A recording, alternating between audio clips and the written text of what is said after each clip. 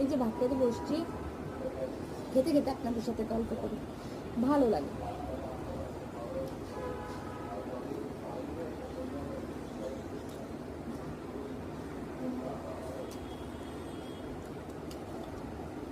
আজকালকার যুগে তো মানুষ খেয়েই বড়লোক হয়ে যায়, তাই না?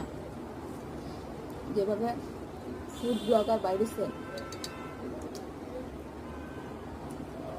আমরা ফুড ব্লগার হইতেও পারি না, টাকা পয়সাও হয় না।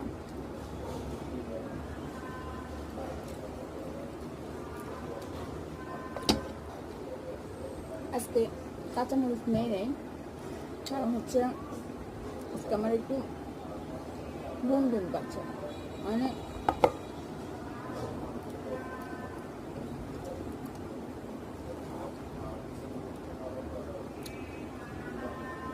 সর্দি ঠান্ডা জ্বর থেকে উঠছি তো, আর মুখে রুচিও নাই, তো এই কারণে মানে সমস্যা হচ্ছে আর কি।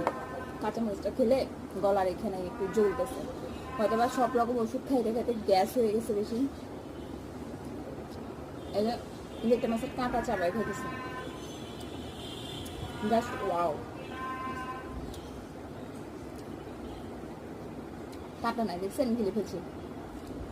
এই কাঁটা খাওয়া যায়, অন্য কাঁটা না খাওয়া গেলেও লইটা মাছের কাঁটা খাওয়া যায়। আর এই লইটা মাছটা বেশিরভাগ আসলে আপনার ওই যে চিটাঙে যারা থাকে, চট্টগ্রাম, তারা বেশি পছন্দ করে।